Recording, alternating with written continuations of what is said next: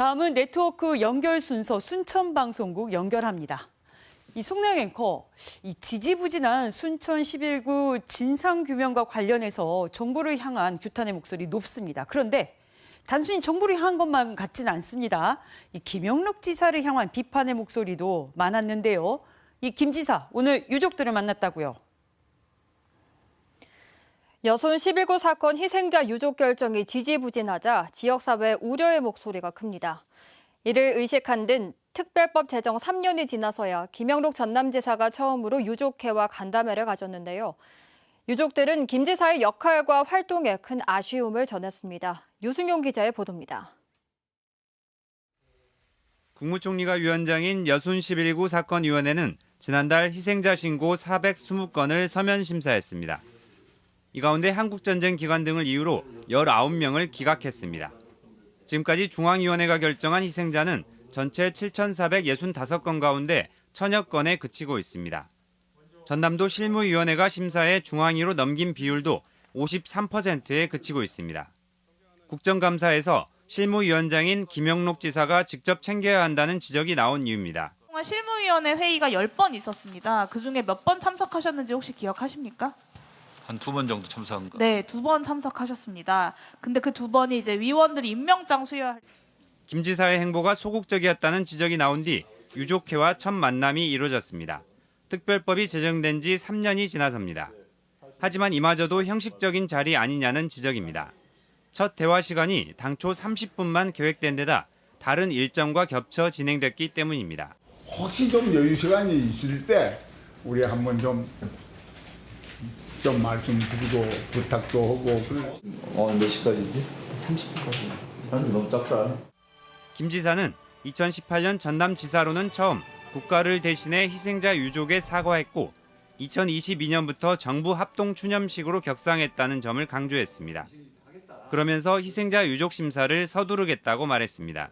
빨리 확정이 안 되신 분은 유족선을 못 받는 문제가 있기 때문에 그런 문제 때문에 하더라도 더 신속히 처리를 해야 된다.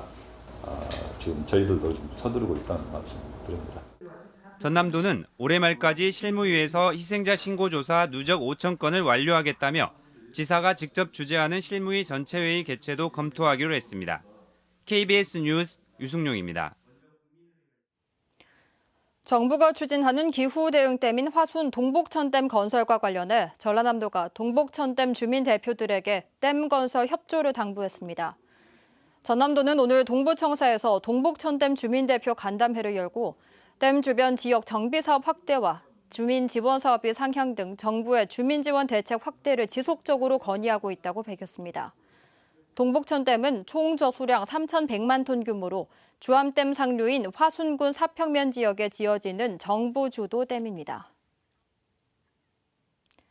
탄소 중립과 에너지 대전환 시대에 대비하기 위해 수소산업 발전 방안을 모색하는 제1회 전남 청정수소 국제포럼이 오늘 광양에서 열렸습니다. 수소로 여는 미래 에너지 수도 전남을 주제로 진행된 포럼에는 국내외 전문가 등 300여 명이 참여해 수소 활용 정책과 관련 정보를 공유했습니다. 이날 포럼에서는 여수시와 순천시, 광양시와 여수산단기업 등 16개 기관이 참여해 청정수소 배관망 구축 업무 협약을 맺었습니다. 순천 글로벌 콘텐츠 페스티벌, 일명 올텐가가 큰 호응 속에 마무리됐습니다. 순천시는 지난 주말 이틀간 오천광장에서 열린 글로벌 콘텐츠 페스티벌의 누적 관람객이 20만 명을 기록했고 특히 어젯밤 애니메이션 드론쇼에만 10만 명이 모여 큰 성황을 이뤘다고 밝혔습니다. 또 이번 행사에서 국내외 450여 명의 웹툰 작가와 250여 개의 지식재산을 보유한 캐나즈가 본사를 순천에 이전하겠다고 발표한 데 이어 캐나즈와 프랑스 콘텐츠 기업 오노가 공동 출자한 오노 코리아 한국지사도 올해 말까지 순천으로 이전할 계획입니다. 지금까지 순천에서 전해드렸습니다.